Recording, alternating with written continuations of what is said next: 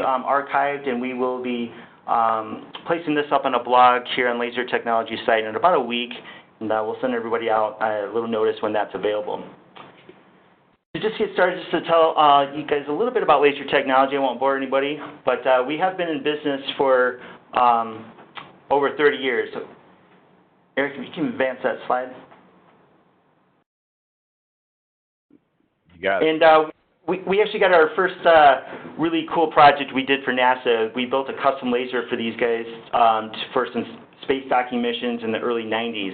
We were actually also responsible for the very first recreational rangefinder. We partnered up with Bushnell Optics, again in the early 90s, and we're still developing their range-finding technology today for golfing and hunting.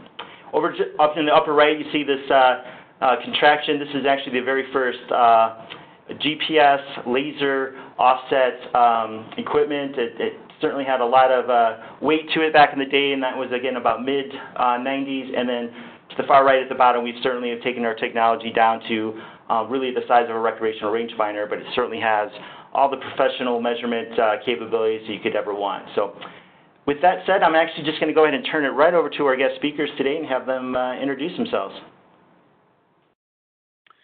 Hey, great. Thanks, Paul. So this is Eric Gackstetter. I'm going to be moderating today.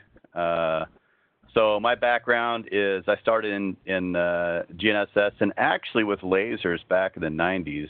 In fact, I remember seeing the Criterion down at a show in Reno then when it was just first being introduced with Bill Carr from the Forest Service started driving it. But yeah, I sure have come a long way. So anyway, I started in sort of the space in 1990 as a product developer for 10 years.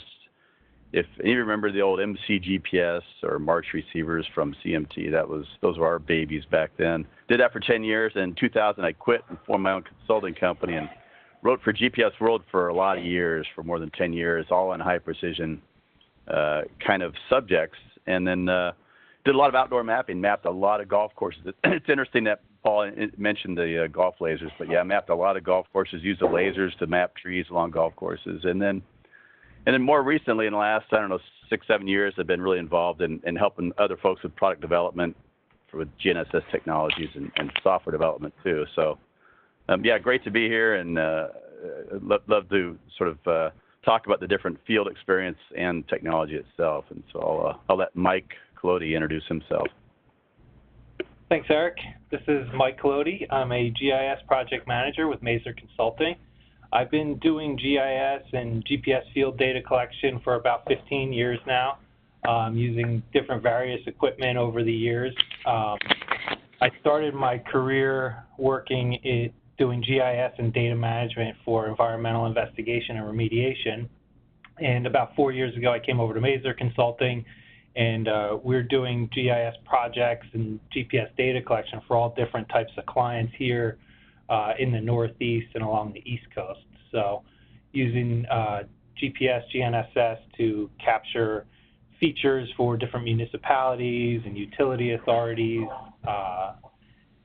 One of the big things here in New Jersey that's been a big focus this past year is Water Quality Accountability Act, which is requiring, the state's requiring all of the utilities to GPS locate all of their valves and hydrants. So there's been a lot of action here in the Northeast with that. And I guess next up is Mike George.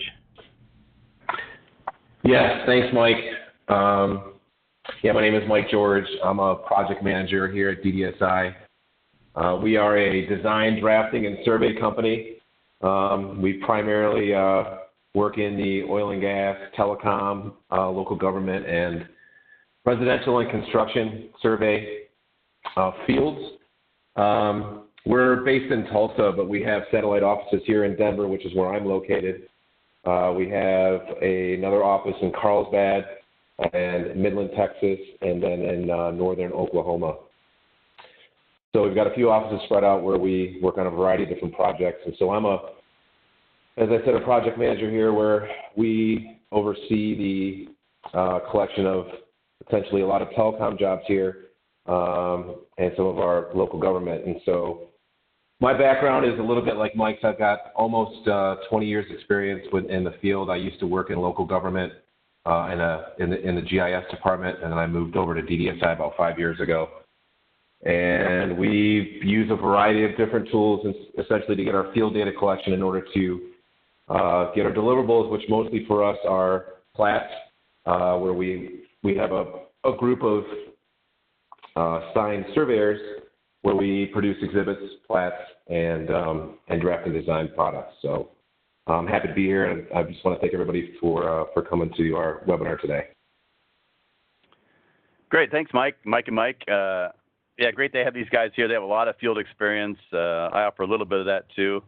But first, so I'd like to move along, and here's sort of the agenda I want to cover today. I started doing this in the last couple of years, is including a glossary, because it, you know, being in this business, you end up throwing out a lot of acronyms, and a lot of times if you don't prep the audience, it doesn't make a lot of sense, or it can be confusing. So I'll have a short glossary, then move into high accuracy GNSS technology. I'm kind of going to give you a short update about what's changing. One of my themes in presentations I give at conferences is that GNSS technology is changing today more than it has in the last 15 years, and you might even be able to say 20 years. It's changing a lot right now.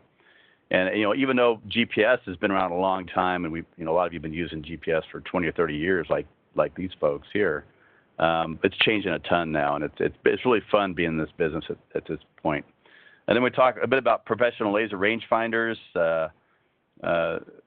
Moving on to the software, the Esri software integration, which really brings all this together, right? It's, you know, what's hardware without software? I mean, I remember back when I first booted up my first computer back in college in the 80s, and the operating system booted up, and I didn't know anything about it, and I'm waiting for it to do something, you know. But there was just a C prompt, if you remember the old DOS interface, and it didn't do anything. I'm thinking, well, what good is this? And really, it's I learned later it's really all about the software, because with just the hardware, it doesn't do much for you. You got to have software to bring it together.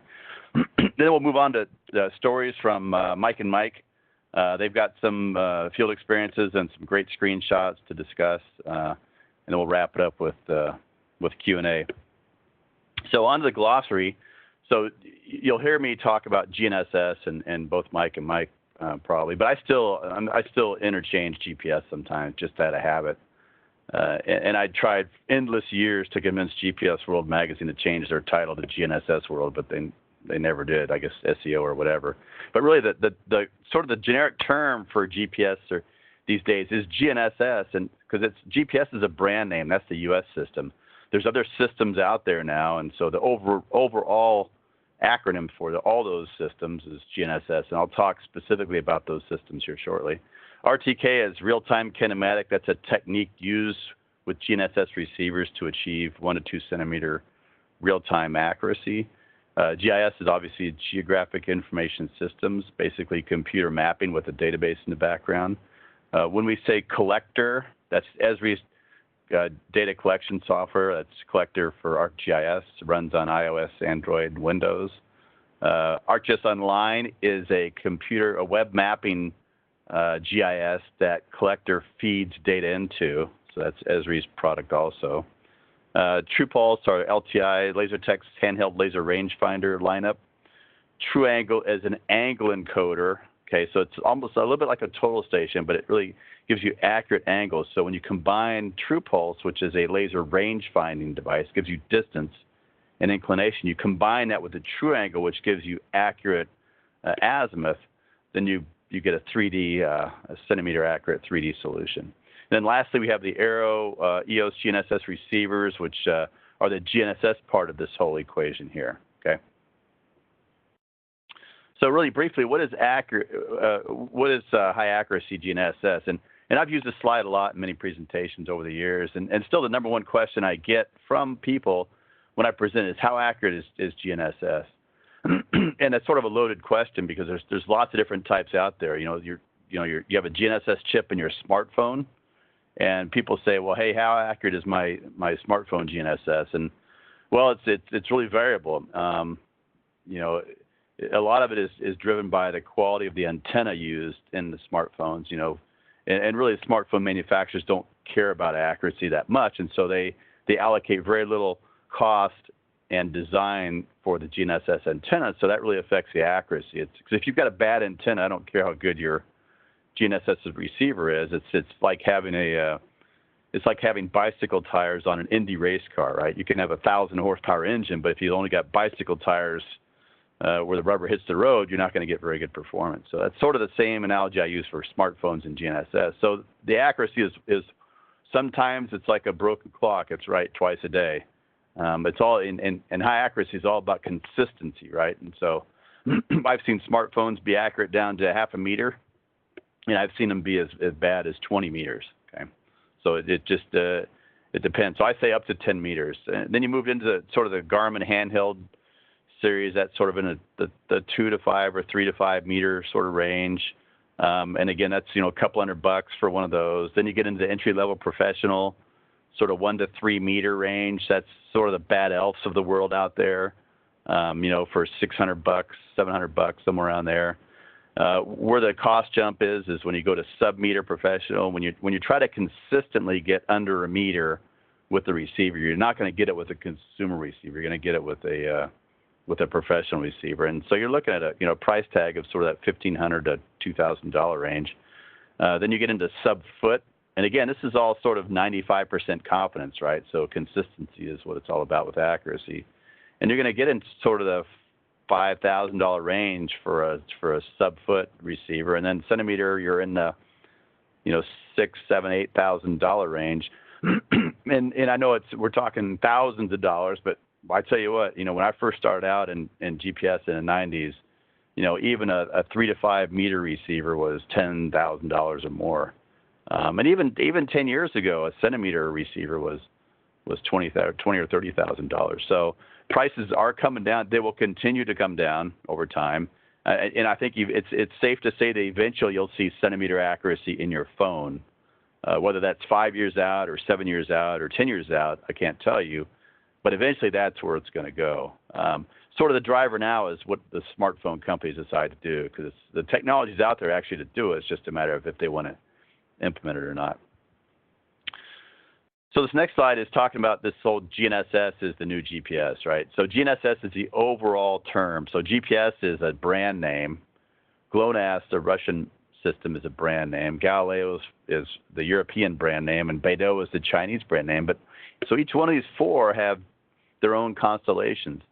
And if you have a receiver that's capable of tracking all four of these, you really get a ton of satellites. I can remember back in the 90s or even 15 years ago when I was mapping a lot of golf courses, I learned really quick how many irrigation designers put sprinkler heads underneath trees. So I'd end up sitting out in the middle of a fairway with a laser rangefinder shooting trees from there. But it really would have helped back then, because it was just GPS for me back then, at least my receiver. But so I was tracking 5 to 6 to 7 to 8 satellites at a time, depending on the time of the day. But now if I turn on a receiver that's capable of tracking all four constellations, I can get 30 satellites in view. And right now GPS is fully populated. So there's 31 satellites in view. The Russian system GLONASS is fully populated. That's 24 satellites in view. Galileo and Beidou are still launching satellites. They're about 2/3 populated right now.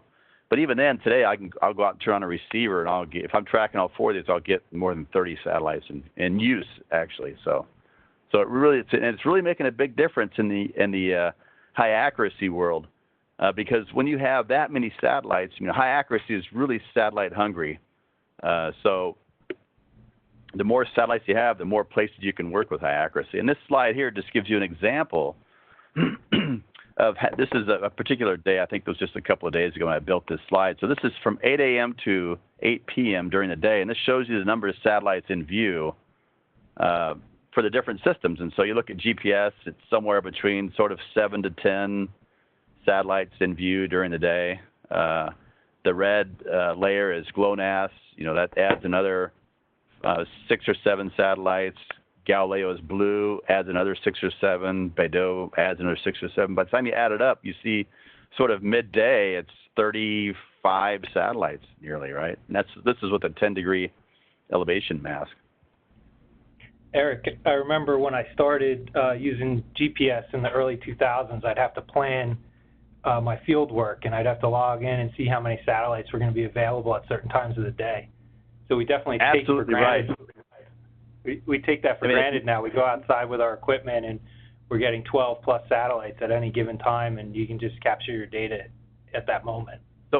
So one of the products that I, as a product manager back in the 90s, one of the things we had to do was provide a mission planning tool for people so they could plot out the time of the day they wanted to go out in the field. And for me, when I was mapping golf courses, I knew I had some tough points, and I would go and use mission planning to go and optimize the time that I'm going to go out there to make sure I'm out there with max satellites to get the tougher shots. So, yeah, it's something we take for granted today because I rarely use mission planning software at all.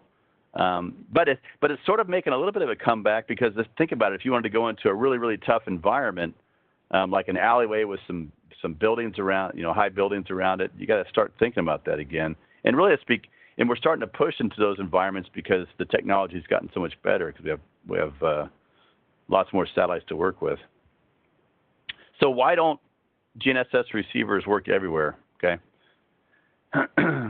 So the way the technology works is that you receive signals from at least 4 satellites, and high accuracy you really need 6 or 7, and you can compute distance because the satellites have really accurate clocks on them. The signal travels at the speed of light, and so if you know what time this signal was sent, you know what time it was received on the ground, you can figure out the distance based on the speed of light, and then triangulate to determine the coordinate on the Earth down to, it's pretty amazing to think about it. You can do it down to the centimeter accuracy. So these are some GNSS tough environments, right?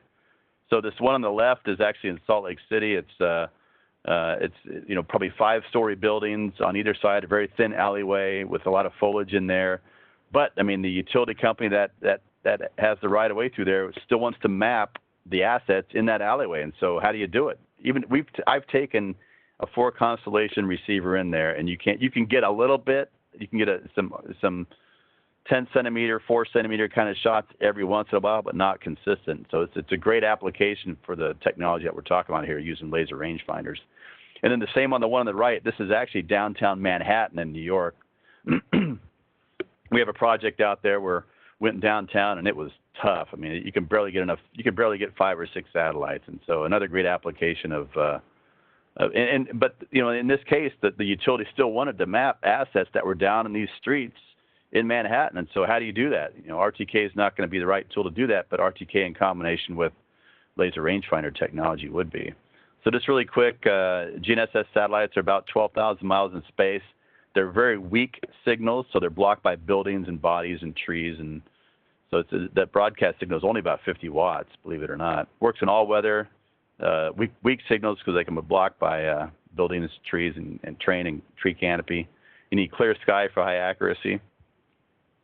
I'm going to talk a little bit about rangefinders here. Okay, so the handheld rangefinders we're talking about, and just you can see the definition of a laser there. But it's pretty interesting to see the beam width. 3-foot beam width at 1,000 feet. It's pretty amazing. It's really targeted stuff. And what I thought was really an interesting spec on this is that the power of these lasers is about 1/20th of the power of your remote control for your television set. So it's eye safe. Another powerful part about these is that it's reflectorless technology. So you don't have to go mount a reflector on something to shoot it. It will reflect off almost any surface that I've tried, and then do a distance calculation based on the speed of light. And this just gives you a quick look at this particular 200X laser is got distance and inclinometer, and so it'll measure distance, I think, up to 1,900 meters. Over on the right shows you the tilt. It's got an inclinometer, so it can give you angle. This one doesn't give you the azimuth. You need an encoder, the true angle, to get the azimuth, and we'll talk about that in a second. And this is just sort of laser 101. It'll measure both horizontal distance or slope distance, and typically you're going to want probably slope distance. Well, it depends, or horizontal distance, either way. But anyway, so you can determine, with that you can determine heights of objects or just the XYZ coordinate of whatever you shoot. The 200X is sort of the one we're discussing in the solution today. Its accuracy is about 1.5 range up to 1,900 meters, but boy, that's tough. I mean, I've aimed these things, and you really got to hold it still even to go out to steady to a couple hundred feet. Works with iOS, Android, Windows, which is important today with BYOD technology. People want to bring their own iOS devices and Android devices and Windows devices. So how does laser mapping work? There's 3 solutions basically for laser mapping. So this is a great slide, pretty typical too. So if you can imagine there's a manhole in the middle of a road, you don't want to occupy it and get run over. Safety is a big cost driver. I mean, it's really expensive to make work within roadways safe. And so the value of this tool is really great in this sort of application. And there's a couple ways you could approach mapping this manhole in the middle of the road. One is to take 2 RTK shots. Remember, those are centimeter accurate GNSS positions, and then shoot the manhole with the laser from 2 different directions. And the reason you would do it in this mode is because you're just using a 200X, which doesn't have a compass in it. All it does is range and inclinometer. And so you have to shoot it from 2 different directions to determine the angle, the azimuth. And I did quite a bit of testing on this a few years ago, where I shot valve covers in my neighborhood from about 40 feet, and I could consistently get within about 2 inches to the center of that manhole. And it speaks to the technology of the laser rangefinder, that it can actually return an accurate measurement at that kind of angle shooting, right? You're probably at a 70-degree angle shooting at it from that far out. This is another method here. So if you're using the true angle, so if you look at CP, that's the true angle set up with the 200X. You take an RTK shot, you shoot back at a backside point. This is a lot like how a total station works. And then from that CP point, after you take that back shot, you can shoot anything that you can see. This slide just shows them shooting the manhole cover, but you could shoot that utility pole on the left, those transmission towers in the background. You can spin around and shoot anything there once you've back-sighted your rangefinder. And then the last one is LTI does have some rangefinders with compasses built in, but they're not as accurate as the true angle. You could have a foot or 2 of inaccuracy. So the first 2 are really built for higher precision. This one here is built more for sort of sub-meter positioning. And as I mentioned before, this is the technology that sort of brings it all together, right? The software is really what makes it happen, and we really made a strong push with Esri and a strong argument that, hey, the audience really, or the user community really needs the collector to glue all this stuff together to make it work, and it really ends up really being cool. We demonstrated it at the Esri conference last year. So, and the reason Esri is important is because they're really the dominant GIS software manufacturer around the world. They have more than 50% market share. They developed a high-accuracy data collection software 3 years ago or so called Collector for ArcGIS. They implemented high accuracy into their workflows. And that meant deal with datums and other things that were important. It runs on all platforms, iOS, Android, Windows, and it really is the first cross-platform supporting all 3 operating systems for high-accuracy data collection software. And I know a lot of folks may have opinions on it. It does some things great. If it doesn't do some things well, then it may not fit in some applications. But all in all, it's a very good and the most probably complete in terms of operating system support of any GNSS data collection software out there built for high precision. And it's extendable, like we're going to show today. We actually added this laser mapping extension onto a collector. So this is just to give you an idea how many users out there are for a collector. This is sort of 16,000 users, and this is last year, I think. Yeah, so you see thousands of users per day. This is logins per day. Green being iOS, blue being Android, and orange being Windows logins. And this is a slide this is a screenshot actually of ArcGIS Online. And this is of the Esri user conference last July. And what we did is we went out and did outdoor demonstrations where we'd stand about, and I hope you can see my mouse, we'd set up over here and then we'd take these different shots here. We were shooting buildings, the tops of buildings across the street. That's the Omni Hotel there. And we shot all kinds of different stuff just to demonstrate the capabilities of the system. And I'll go to the next slide here, and that's just the metadata that's attached to it. So you get all kinds of metadata about the point that was shot. Tons of metadata, as much as you want. There's what kind of method do you use? This is the range and back sight, so the true angle is used with the 200x to take this particular shot. And again, this, I don't know what the distance here, but it's got to be several hundred feet. Oops. And so I think.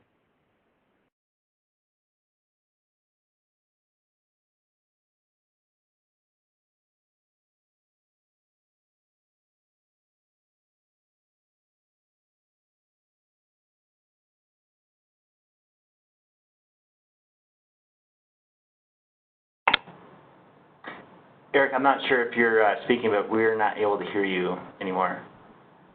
Are you there?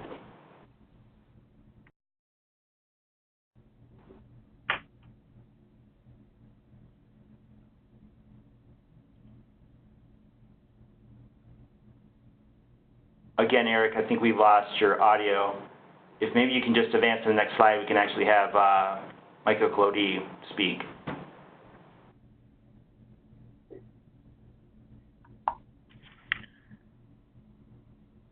I can,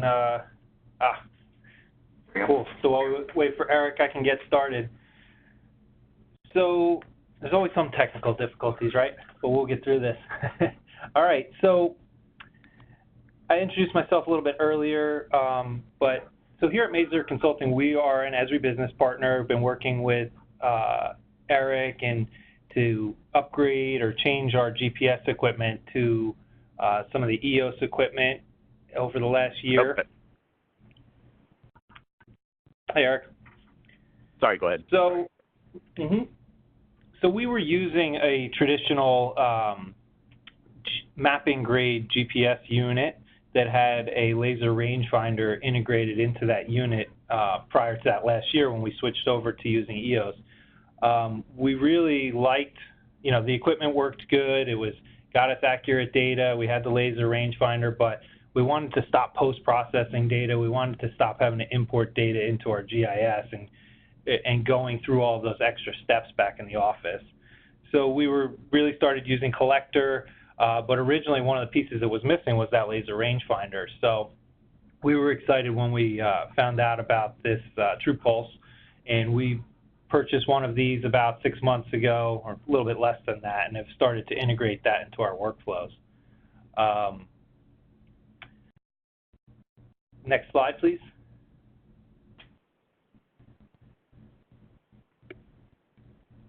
All right, so here's a shot of one of our GIS specialists collecting some data out in the field.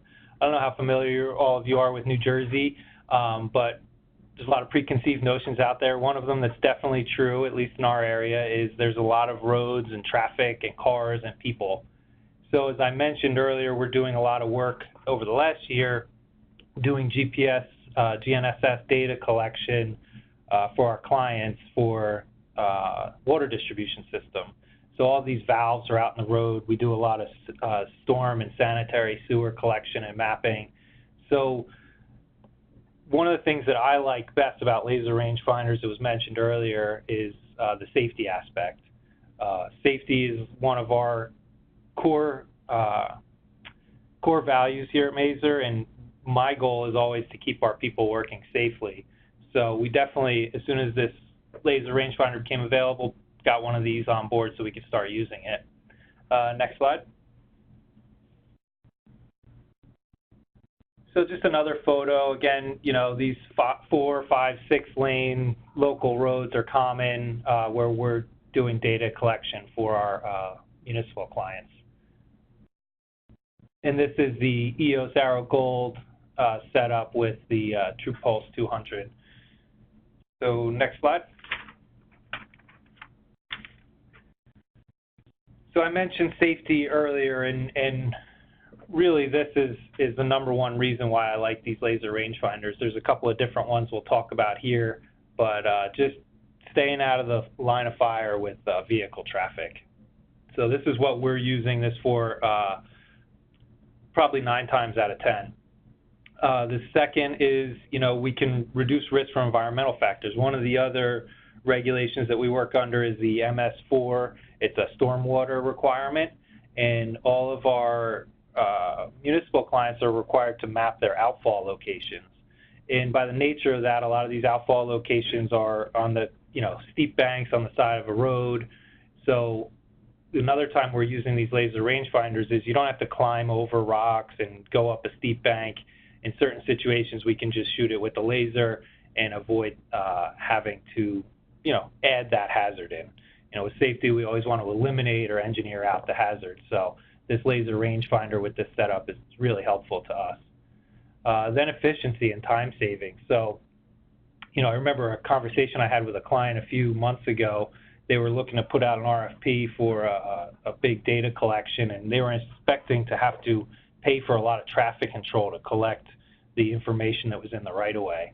So we talked about, actually I told them about our setup and equipment with this laser rangefinder, and they were really excited to hear that. So we can save time and costs for our clients by not having to put traffic control in place. I kind of alluded to the stream bank situation earlier with the outfall locations, but sometimes we're out in these wood locations and there's no bridges over these streams or creeks, so in certain scenarios we can use a laser rangefinder to locate an outfall that's on the other side of the creek without having to worry about climbing through that or walking all the way around. So again, some time savings there. Next slide.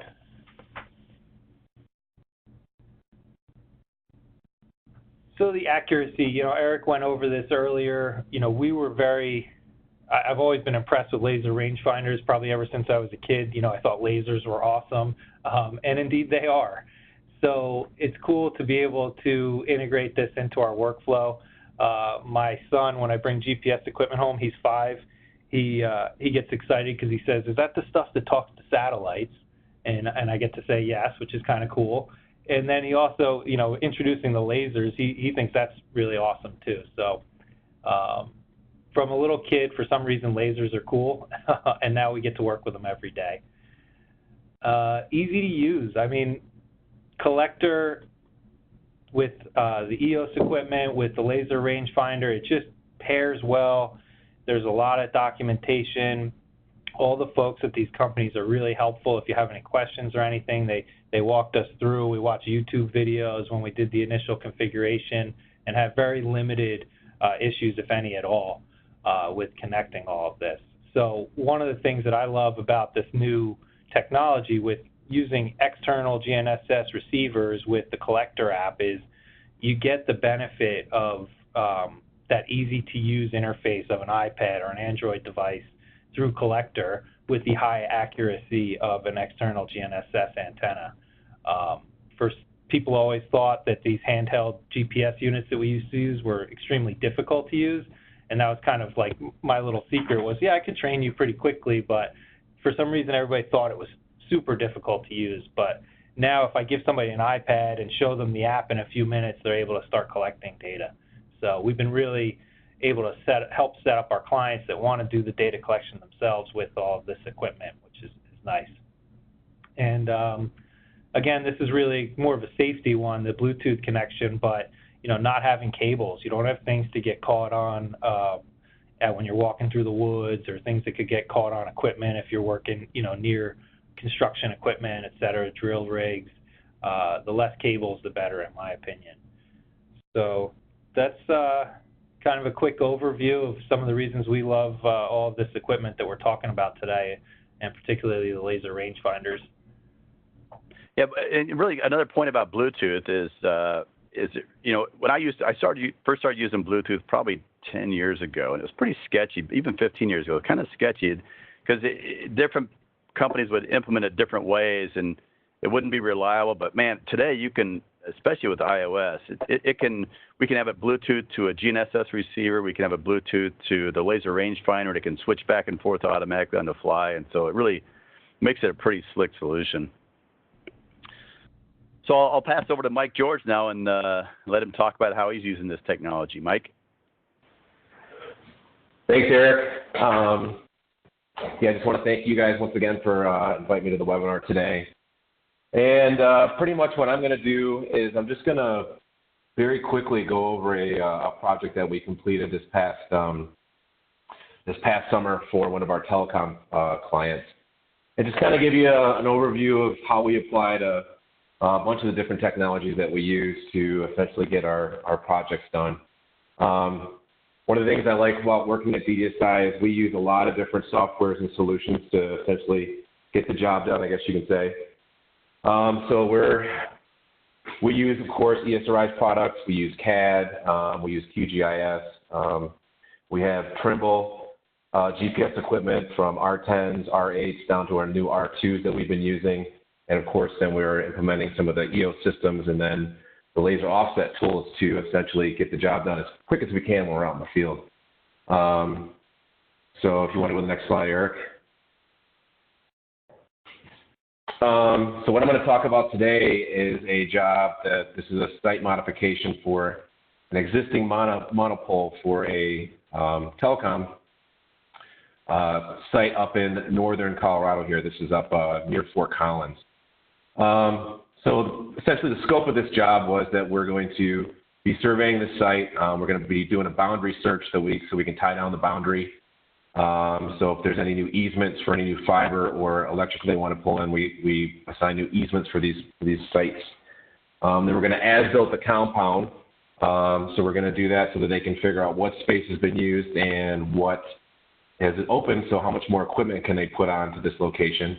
And then the other key is the underground utility locates that we partner with some private contractors here in the area that they do the locates, and then we come in behind them and then survey those so that when they do any new construction, they can see what's already existing on the ground. Next slide.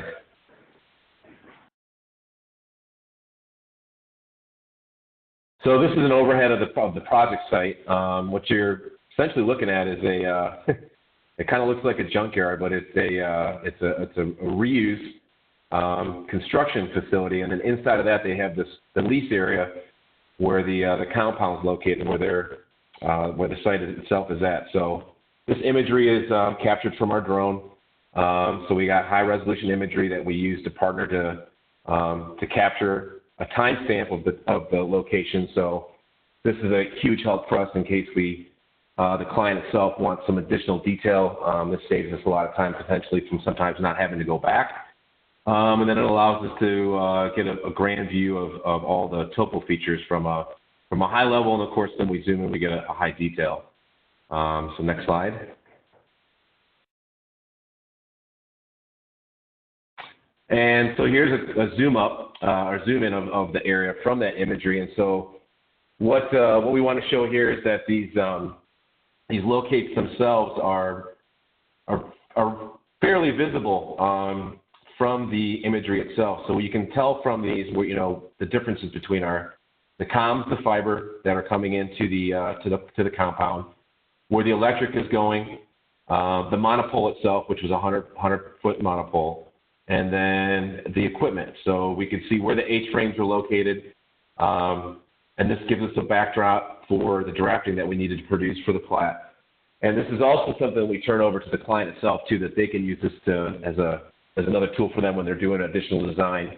They find this to be very, very helpful, including the handhold that's there, which is where the fiber's coming in, and that's where they can access and add in additional fiber to increase the bandwidth. Because as we're all using our cell phones more and more, and the entire country is slowly moving up to 5G, the industry itself is moving towards more bandwidth, which means more antennas and more fiber to more locations. So next. All right, so this is part of the collection. So at this is another shot from our drone imagery, and what we're showing here is we've got a bunch of utility locates that are obscured by the vegetation. So this is a situation where normally we would potentially use a total station, or we would do a sketch in our field book to highlight to the drafters what they're looking at since they weren't in the field. So that's typically how we would do that. So you can kind of see, and then also this is an area where you can't see the locates themselves from the imagery that we collected. So this is something that we would want to collect on the ground. So in the lower left-hand corner, we see some existing equipment. These are the utility boxes and electrical pedestals that were feeding the equipment to the site and to the furniture construction recycling facility that need to be included in the plat to as-built the location of all the features. Next slide, Eric. So here's a shot from that underneath that same tree canopy, and well, you can kind of tell that there's a lot of flags and paint and utility, and it's kind of tough to kind of figure out what's going on. And one of my jobs when I'm out there is, I need to make the data as well, not only collect it as quick as possible, but I also need to give it to or put it in a package that when we pass it off to our team of drafters, that they know what they're looking at without having to, I guess, essentially ask a lot of questions, that they can figure it out on their own, and then allow them to do their job as fast as possible as well. So we have a bunch of flags, and unless you were like there and looking at it, it'd be tough to kind of see what you're looking at. So we have a gas line that's there. We have the fiber lines coming in from the pedestals, and going underneath there with the Eos or even our other GPS equipment, it just wasn't accurate enough for us. And so Eric can go to the next slide here. And so this turned out to be a perfect, scenario for us to use the offsetting tools that we have to shoot high accuracy points separated by the laser. So we in this scenario we use the range collection workflow. So at this point we could do where we're able to see under the canopy, have clear line of sight from our location, where we have also clear sky view for the GPS to get high accuracy GPS or GNSS collection. Then we can collect each point from that same routine. Next slide, Eric.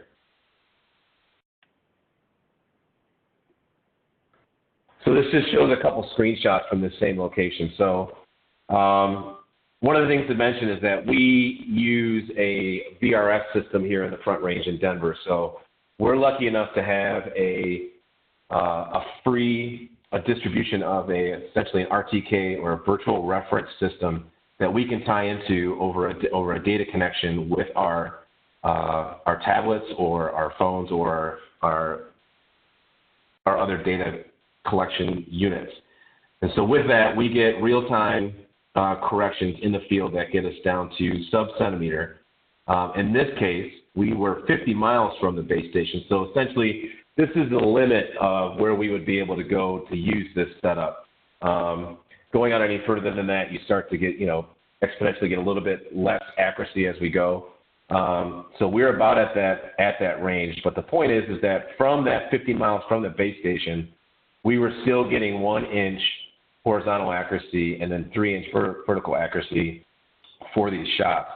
The utility locates themselves, they have an accuracy of themselves from the locator of plus or minus a foot from where they paint the ground. And so at that point, if we're within an inch, within a foot of where they located, then that's well within the specs that we need to deliver to the client.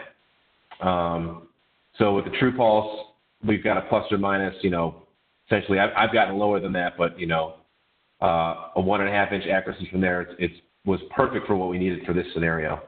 All right, next slide.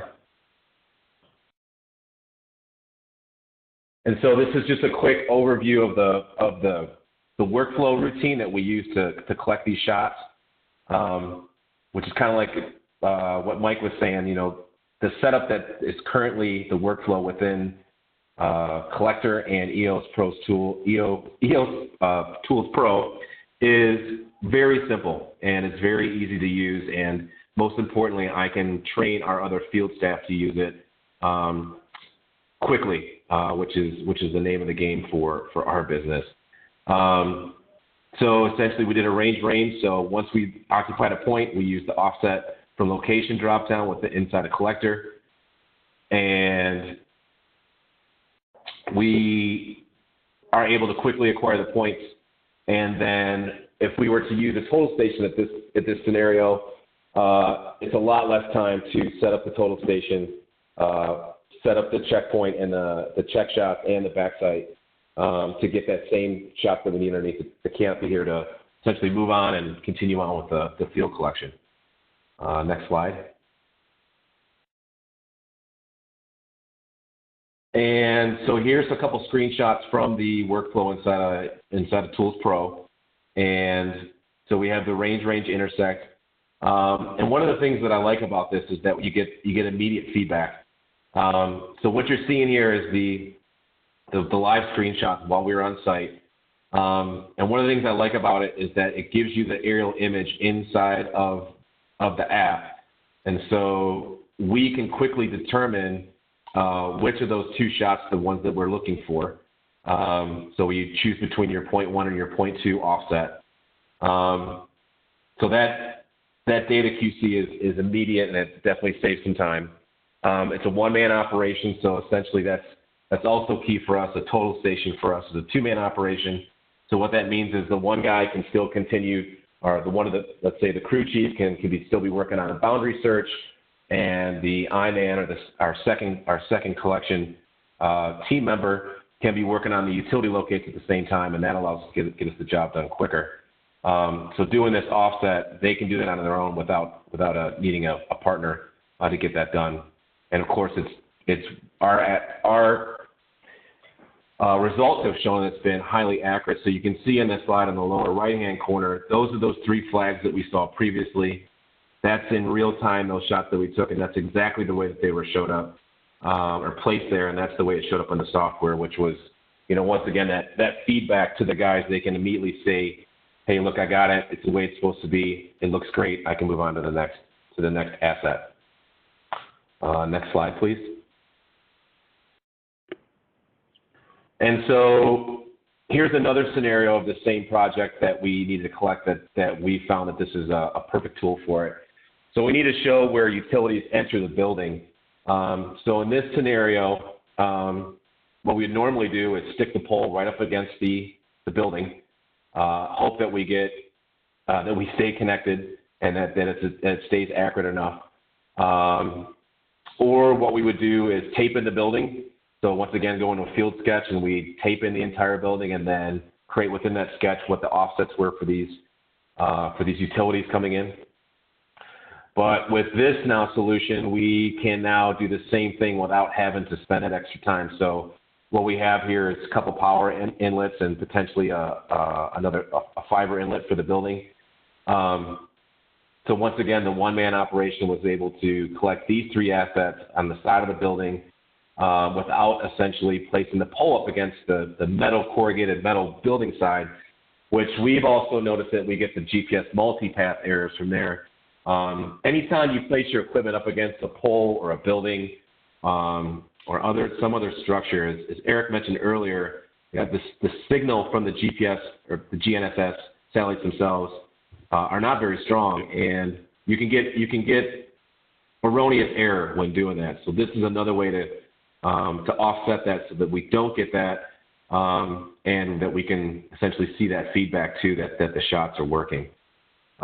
Next slide, please.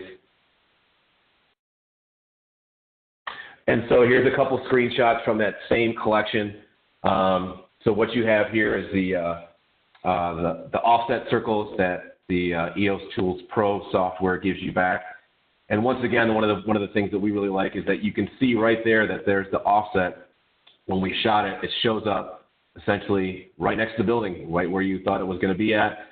You can tell right away that you're picking the right point, and then you just move that and save that over to collector, update your attributes over on the right side, and you can see that our positioning inside of the collector software now places that point, our red dot, right next to the building, right where we thought that was going to be. So once again, the immediate feedback I like is key. And in this scenario too, which I don't have a slide showing, on the second shot, when we did this the first time, we were close. There's a bunch of vegetation on the side of the building. And so when we did it the first time, the point showed up not where we expected it to be. And that's because we were too close to the bushes. And so the laser was actually reflecting off the bush, and so our offset was off.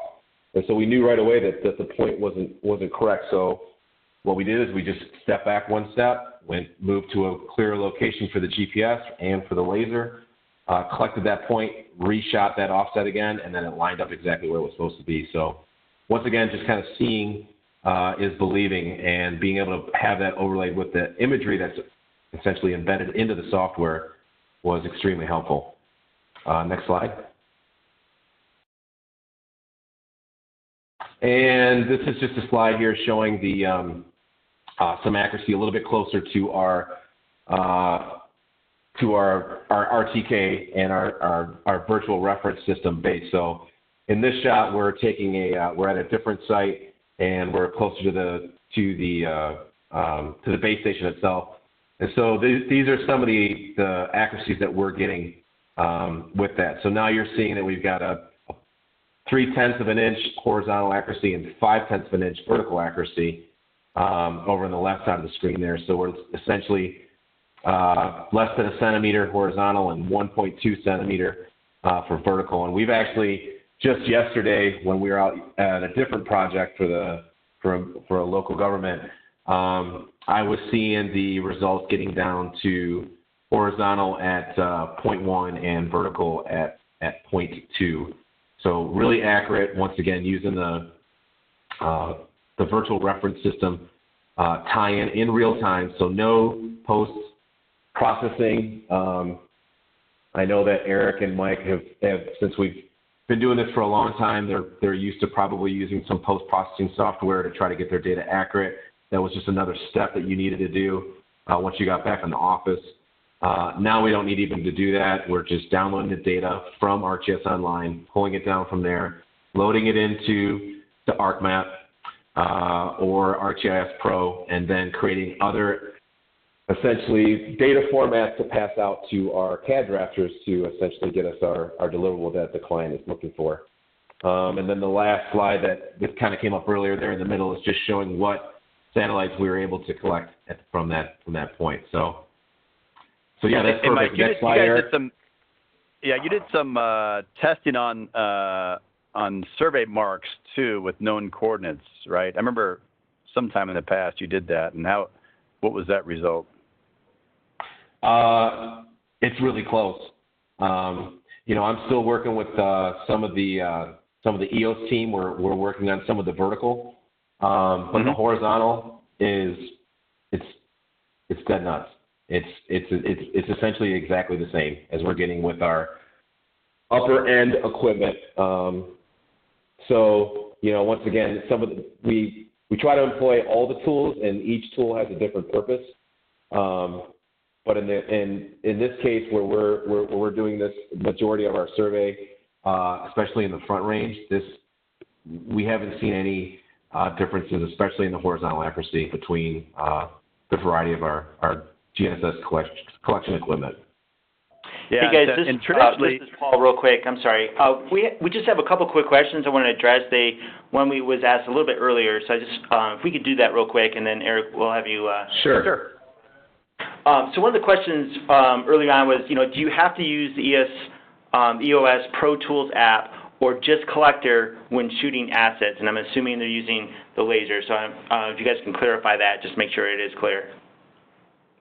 Yeah, so so what EOS did is they made a custom extension for Collector that has the laser interface with it. And so for this workflow, for any laser workflow, you have to be using an EOS receiver with the Eos Tools Pro plugin. It's just like so you can imagine it's like a plugin for your browser that does something.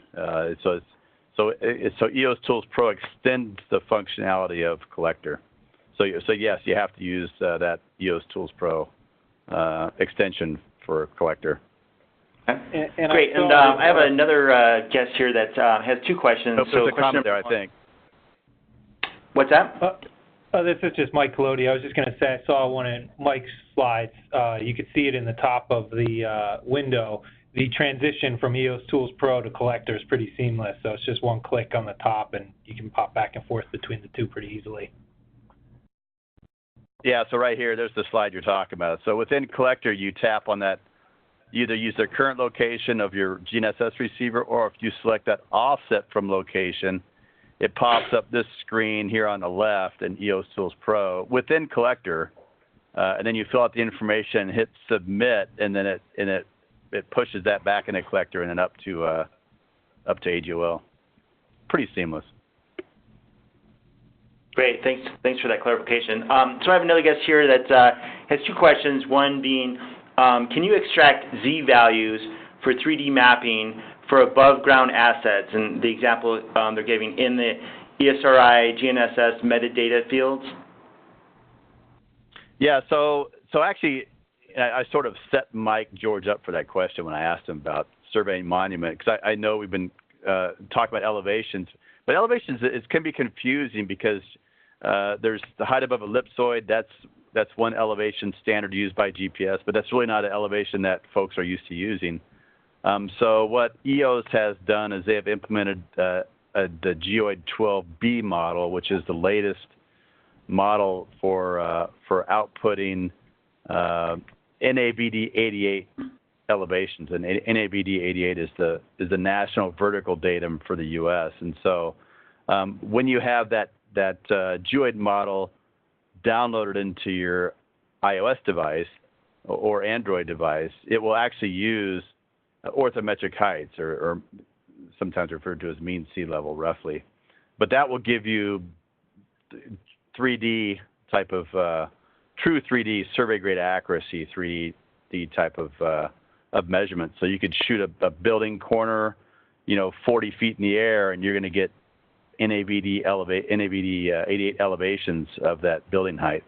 Now you have to be careful, because when you start talking elevations, you have to go and set up accurately set up your instrument height. So if you see in this picture right here of the 200x on the pole, you have to enter into the setup the exact height of that 200x above the ground, right? And obviously, of course, the GNSS elevation too. But yeah, so you can get especially with the so you would have to use. No, you wouldn't have to use it. You could use both the range solution or the range backsite. I've typically used the range backsite with the angle encoder to shoot elevations, but I don't think there's a reason you couldn't use the range. That's what you've been using, Mike, right? It's just the range and not the true angle. That's correct. I mean, that's just we have some applications that we're going to be using the true angle for, but the most of our projects we've just been using the range. Yeah, it's just because it's so easy. I mean, it's just that, like you see in the picture there in the middle, it's just the 200x is just clamped to the pole, and you can spin the pole around and shoot it from different angles. And as long as you shoot the target from two different directions, it'll automatically compute the azimuth and mark those coordinates accurately. And it's got an inclinometer in the Rangefinders, so you'll get elevations from that too. And as long as you have the Geoid 12B Geoid model downloaded into Eos Tools Pro, you'll get accurate orthometric heights based on NAVD 88 datum. And following that from the same guest, was talking about that MapStar True Angle device. Does it need to be calibrated prior to collecting assets, i.e., tuning up the level, that kind of thing? So you have to calibrate, but what you do is you set up and you spin it once to get it set up right, and you get it level. But really, the angle encoder it's not a compass, but all it does is compute the difference, the angle difference between 2 points. And so that's when you shoot that backsite, you're defining the direction, or in the case it would be north, because you're taking two RTK shots, two highly accurate RTK shots. You're shooting from one to another using the angle encoder, and that sets the azimuth baseline from which the true angle's going to reference, right? So as long as you set up that backsite and shoot it once, you can shoot 100 points from that one spot that you're occupying right now. You can spin around 360 degrees and shoot at different heights. You can shoot stuff on the ground. You can shoot stuff in the air. You can shoot a drone that's hovering in the air if you want to, and get accurate coordinates of that drone. So, yeah. Mike's thinking, that's interesting to try. That's a new idea. So I guess with that said, I just wanted to see if anybody else who is still logged on, if they have any more questions. So if not, while you're waiting for questions, I would say one more thing. You know, we talked about this being reflectorless technology, right? Don't need a reflector. So you can shoot building corners. I mean, all the work that both Mikes showed here, there's not shooting at reflectors out there. They're just shooting at hard surfaces, even at angles. But there is scenarios where a reflector may help. And here's what I'm thinking about is, you remember that one picture of the alleyway where there was lots of foliage and there was utilities all the way down that alleyway, but there's lots of tree foliage in there too. And sometimes you question whether you've shot the asset or you've shot a tree branch or something like that. So the true pulse can be tuned for reflector, and so I've got cases where a runner will take a bicycle reflector and go place it on an asset and have the instrument person shoot it. And that will virtually guarantee that you're shooting the actual asset itself, and you may not be shooting some branch in between you and the asset, that sort of thing. So there is some use for reflector in these applications sometimes, especially in tree canopy kind of areas, dense foliage. And Eric, I do have another question that came through. Does EOS or Esri have a solution for locating, localizing, or site calibration by using control points from a topo survey? I'm not sure if it's out now. I think that was on the roadmap the last time I talked to somebody there. You might be able to set that up in AGOL, ArcGIS Online, in Collector to be localized. I know what they're talking about. You want to be localized to a non-standard coordinate system, so it's not state plane or not UTM. It's a custom local system. So I think you can set up that projection within ArcGIS Online, but I haven't tried that lately. That's a good question, because I think you're going to see, especially with the partnership between Esri and Autodesk that was announced last year. I think you're going to see those types of functionalities added, because it's important for construction staking and localized type of mapping systems. I think you're going to see that. If it's not there today, it's going to be there for sure. Okay. That's the trend of things. Eric, if you could just go to the last slide, just make sure everyone kind of just gets any contact information, or at least your guys' emails if there's any further questions beyond this. We are past our time. It's about 10:34 Mountain Standard. I just wanted to acknowledge again you, Eric, and the Mike and Mike team. Really, guys, I really appreciate you guys jumping on and educating everybody about this technology and what's possible now out there. So, again, if you guys want to make any final remarks, please go ahead and do that, and then we'll go ahead and end. Just thanks for having us. Really appreciate it. Yeah, same here. Yep, thanks for participating, guys, and hope to do another one of these in the not-too-distant future. Some cool technology coming around. Yep, sounds great. Sounds good. Thanks, guys. Thanks, everyone, for joining us. And, again, we'll have this recorded.